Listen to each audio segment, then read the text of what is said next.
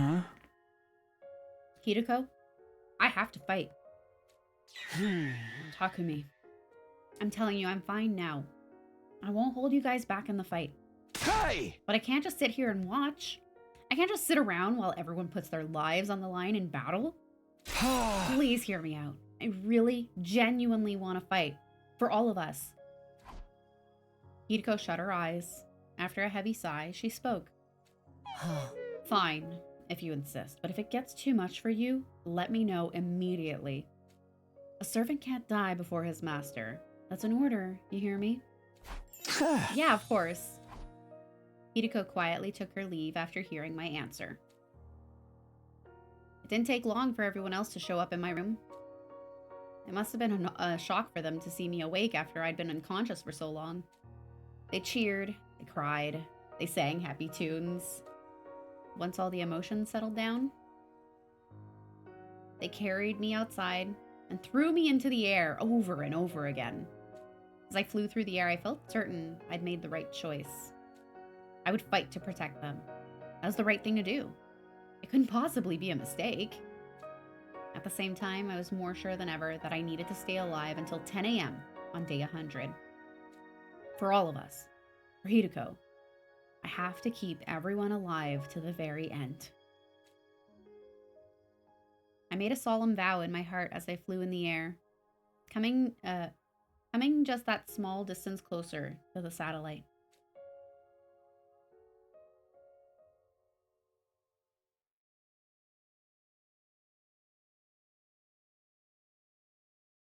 Day 72.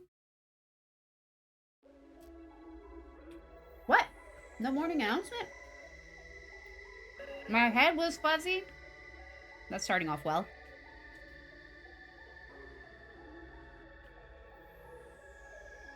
Everyone was already gathered in the war room. They were discussing all the details of our upcoming defensive battle.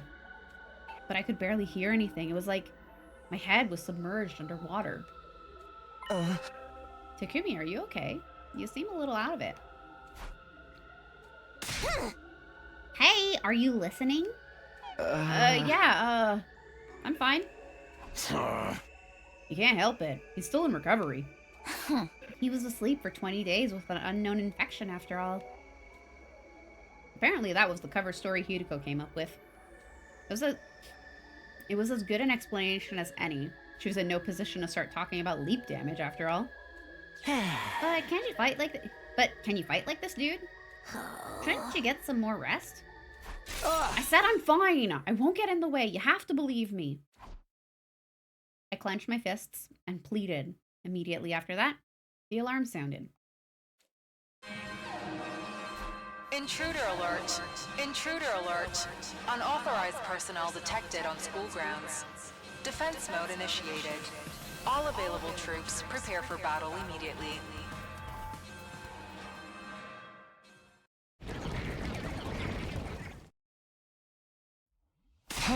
Okay, guys, let's do this. Special Defense Unit, move out.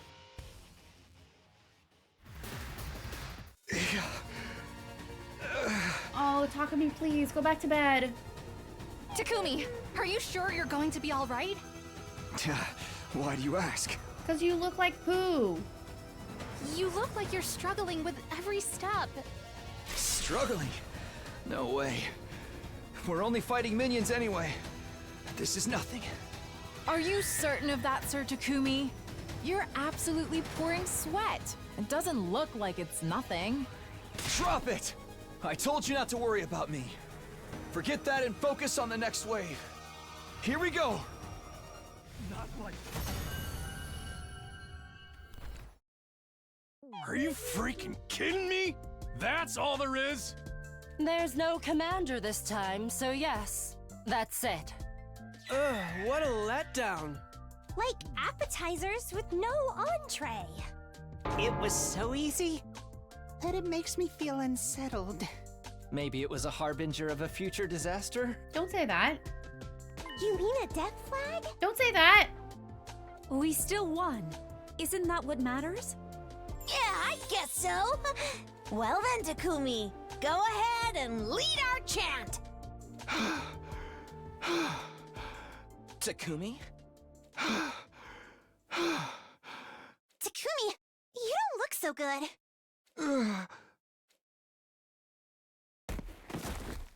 Hey, Takumi! What's the matter? Snap out of it! Takumi! Takumi! Takumi! Day 98?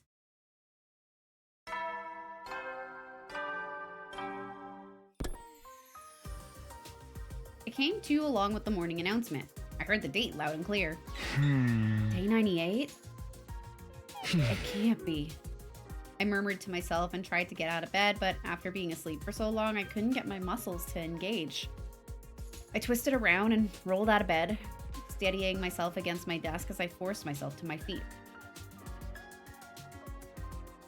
I have to ask everyone what happened. They should be at breakfast right now. I stumbled out of my room, leaning against the walls as I made my way to the cafeteria.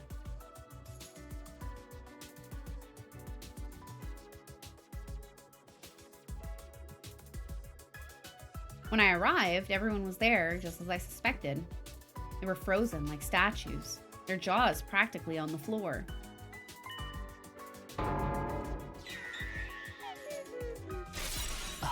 Takumi. Wait, there was someone missing. Oh no, who? It was Nozomi. I couldn't see her anywhere. But before I could ask, Gaku started talking. Hey, are you guys messing with me? Why is Takumi here? What do you mean, why? He must have come too. Yeah, Takumi's awake. You're back. You're back. What is that face? Oh my gosh, ma'am, are you okay? Thunderous cheers echoed around me. Everyone gathered around.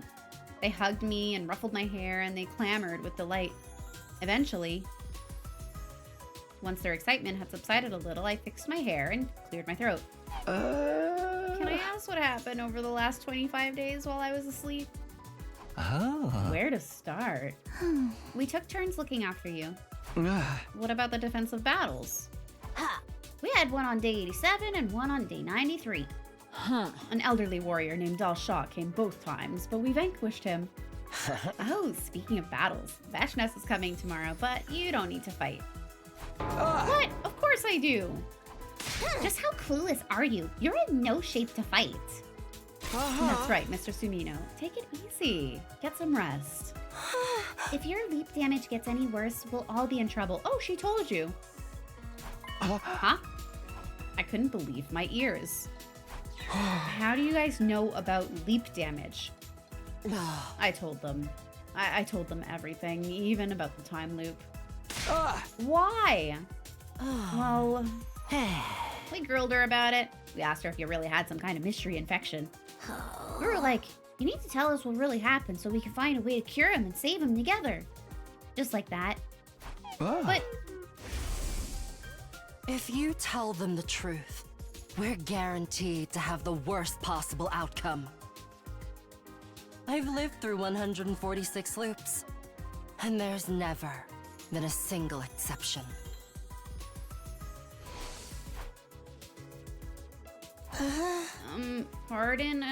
Pardon me for open. Oh my gosh, I can't even like make this sound better. Pardon me, but shouldn't we be happy? Takumi's finally better. That's right, I'm so happy. I could do a backflip. And I've finished making the baby jar too. Now we just need Nozomi to wake up. I couldn't keep up with all this. Everything they said led to new questions. What's a baby jar? And what happened to Nozomi? Yeah, about that. Everyone fell silent. Something must have happened. Something that was difficult to talk about. Hideko, why don't you tell him? We still haven't eaten breakfast, so...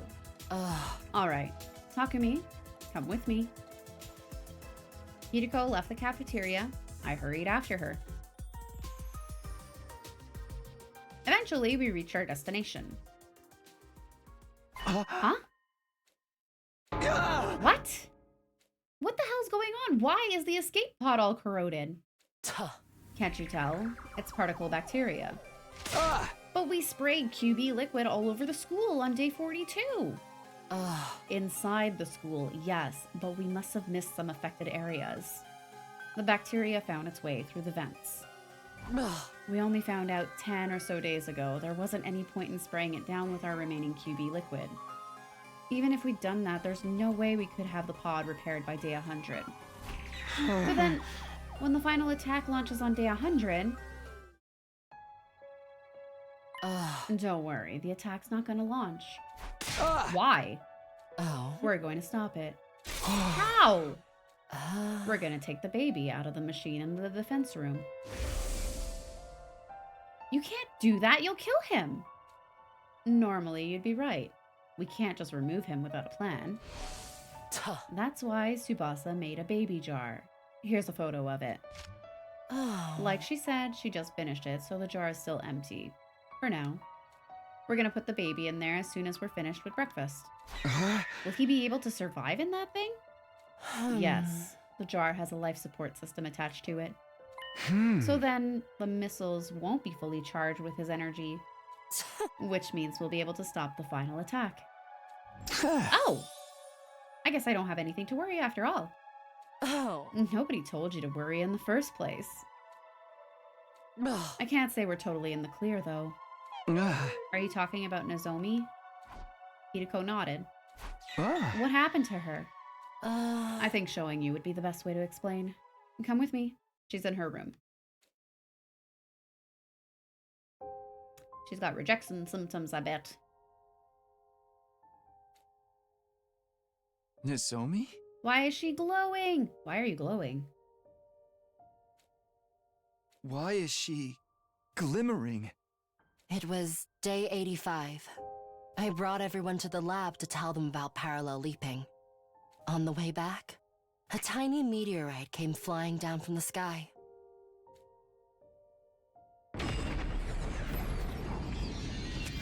It exploded in midair, and these particles of light came raining down.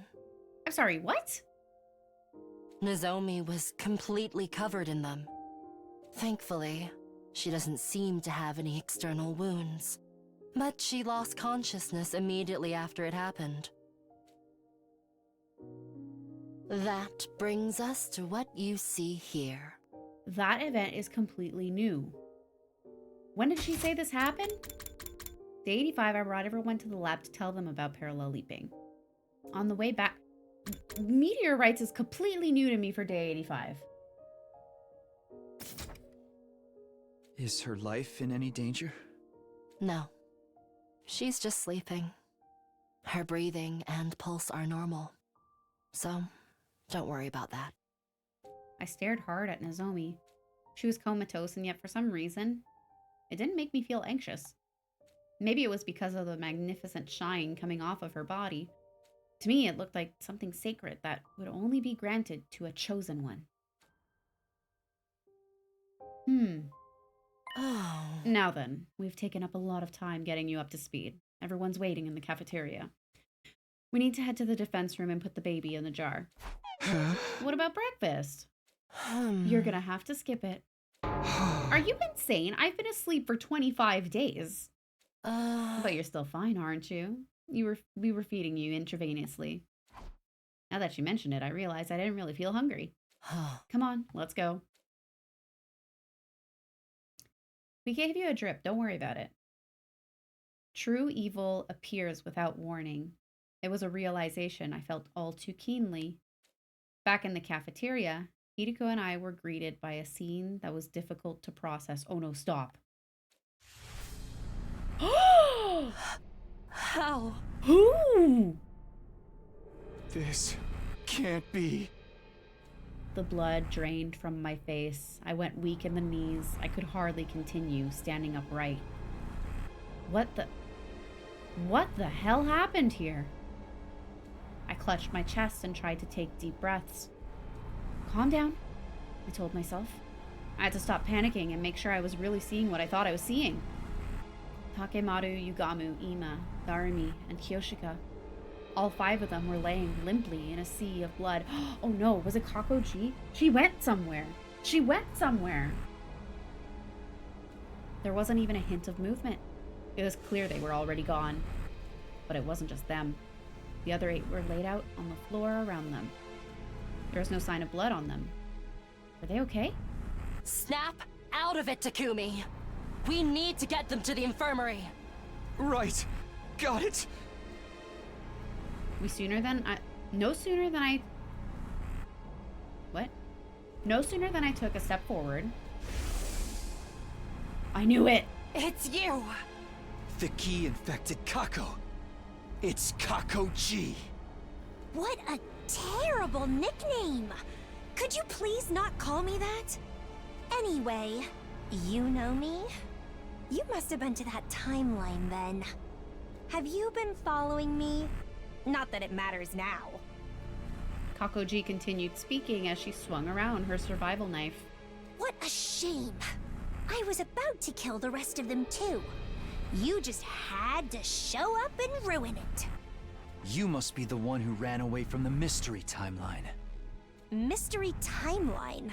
I'm not familiar with that name, but you're probably right. Except I didn't run away.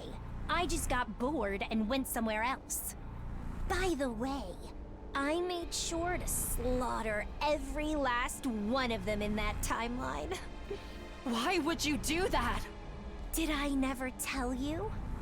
Deep inside me, there's an unstoppable urge to kill other animals. It's part of my reproductive instincts. I was born that way. For me, killing feels like what your species does in bed. But if you ask me, the things you do there are far more grotesque and repulsive.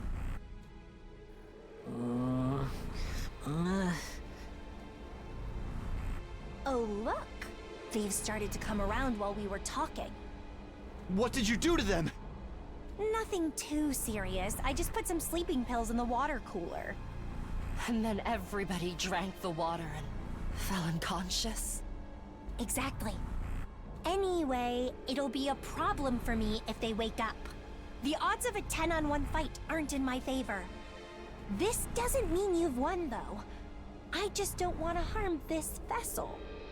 I've had her for more than 75 days now. I've become quite attached. I really must be going now. See you around. I was about to protest when Kakoji ran out of the cafeteria at an unbelievable speed. Duh! We have to chase her down! Wait, Takumi. We need to do something about our friends first. Damn! You're right. That was terrifying. Hideko and I examined the bodies of the first 5. They'd bled out, having lost all of their cryptoglobin. We couldn't revive them. The strength left our bodies and we collapsed to the ground. It wasn't long after that the rest of the unit came to. They were all horrified to see the carnage before them. Kako was particularly distraught. She clung to Ima's corpse and held it tight. She wailed like an animal, shaking her head and heaving heavy sobs. Even now, the shock still colored their faces. Hoping to calm everyone down a little, Hideko and I brought them to the gym. I see. Sleeping pills in the water cooler. We drank it and it knocked us out. My head is still fuzzy. My vision's all blurry, too. I can barely stand up. But who would do this? Let me make one thing clear. The culprit is not one of us. It's some kind of creature that came from another timeline. Creature? Yes, a Gi. Hideko was probably trying to spare everyone by leaving out that it was possessing a version of Kako. If our Kako were to find out, she'd probably be beside herself with grief and guilt. Hey! Hideko and I will go after it. You guys wait here. No, I'm going too. Kako, I understand how you feel. No, I'm going to kill that thing. After screaming at the top of her lungs, Kako lurched forward. The effects of the medicine haven't worn off yet. You can't run like this. How can you say that? You were the one in a coma for days. Yeah, but I feel fine now. Enough of this, Takumi. We need to go. Everybody, take care of Kako. Got it. Why? Why? I want to go too. I want to go. Let me go. Kako was having a complete meltdown, tears streaming down her face. Everyone frantically tried to hold her back. Thanks, guys. That was all I could say before Hideko and I ran out of the gym. Poor girl. We were unsure if Kakoji was still on the premises, but we still searched around the school, just to be sure. When we reached the war room... Sirei and Nigo too. Hideko rushed over to them. After a short inspection, she turned to me, her face ashen. They're completely destroyed. Totally beyond repair. It's possible she hasn't given up on trying to kill us all. So, maybe... We looked at each other as realization dawned. This is bad! Nozomi's in trouble! We bolted out of there, making our way to Nozomi's room on the rooftop.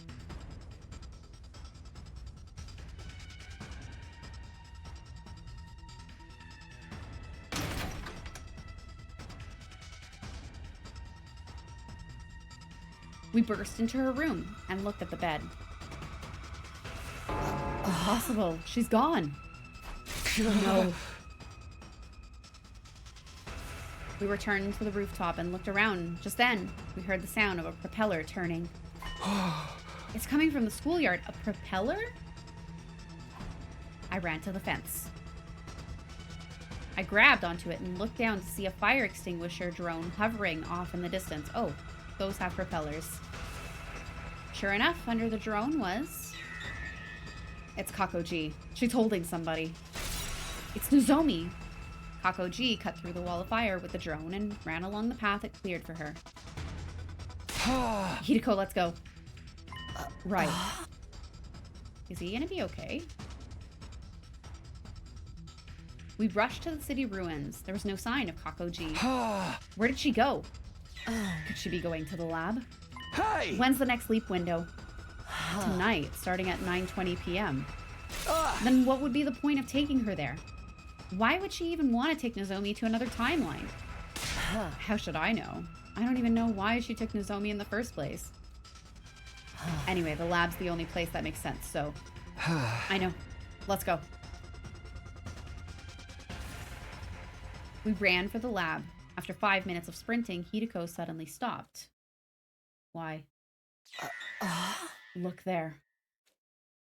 She was pointing down an alleyway. I could see something stirring there. It was Kakoji. It was Kakoji. She had already spotted us. She jumped high up in the air and vanished, with Nozomi in her arms all the while. Damn it. My thoughts exactly. We're so close. We stared in the direction Kakoji had fled.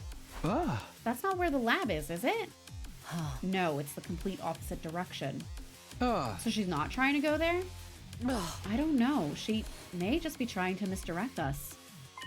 Then I'll look in the misdirection she went and you can search. Have you forgotten how incredibly strong Kakoji is? We can't risk facing her alone. It's too dangerous. She had a point. I didn't care what happened to me, but I couldn't let any danger come to Hideko. Then we'll have to look together. I agree. Let's search any place she might have wanted to go. But in the end...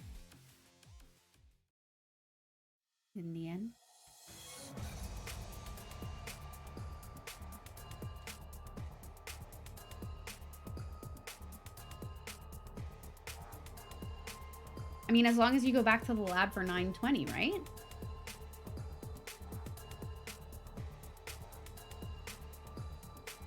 We couldn't find any sign of Kakoji anywhere. And as we were searching, the sky grew dimmer. Night fell. Clinging to our last hope, we ventured into the mountains to the northeast. Not the laboratory that has a leap window of 9:20. We kept walking for some time until we approached the summit. where we finally spotted a wriggling shadow. Kako G. We'd found her, but she'd found us too. Wow, not bad. You figured out I was here. What can I say? Vermin has a very distinctive smell. Oof. Are you talking about me? I'd say your kind are the real vermin here. What do you mean by that? I wonder... Just tell us what you want. Why did you take Nozomi? When I was on the roof, I saw a light coming out from under her door. I went inside to investigate and saw her in bed. I knew it the moment I laid eyes on her. She's a variant. A variant? When a certain species is exposed to a special kind of light called a treem ray, their body's composition morphs them into something called a variant. I'll spare you the details, as I doubt you could understand, but... Try me. Variants are a rare delicacy for my kind. I must return to my native planet and offer up her body to them. That's why I'm looking for a craft to take me back. Oh, because her... Wait, is it because her kind came out of meteors? Specifically, our own craft, which is capable of warp travel. I asked Kako G if that meant there was a craft nearby. She replied readily enough. There should be, but that doesn't appear to be the case in this timeline. Our spacecrafts can travel through blood space, so it may have ended up in another timeline instead. Oh, juicy. My thoughts were interrupted before I could ask any more questions. I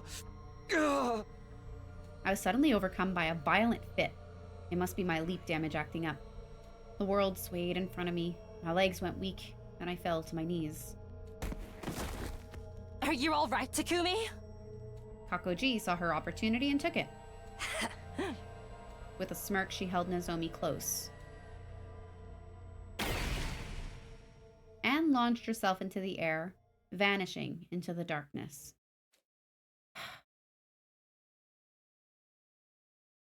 Shortly after, my fit subsided.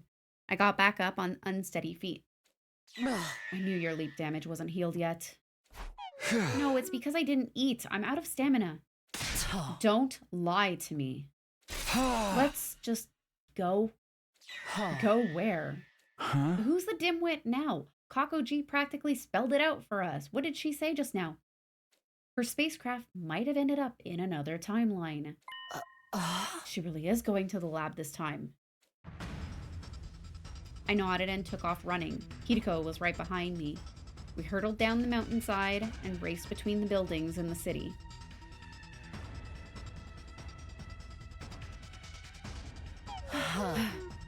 We made it. What time is it? 9:35 p.m. The leap window opened at 9:20. That was 15 minutes ago. Then stop yapping and move. Okay, here goes. We raced into the lab. There we saw someone in a leap suit on the circular platform next to the machine. It had to be Kako G. In her arms was another suit-clad figure. Nozomi, obviously. Light particles started to fill the air before our eyes. They were going to leap any second. We can't let them escape! A memory from the mystery timeline came flooding back to me. Nozomi defended me. She sacrificed her own life. I didn't want it to happen again. I couldn't lose her. I promised her. I promised. I had to protect her no matter what. I hunched over, about to leap towards Kako, but then Hideko yelled at me. Takumi, no! You can't! You need a suit! Oh no, you big dummy! If you go again unprotected, you won't make it! You'll die! After hearing Hideko's plea, I knew what I had to do.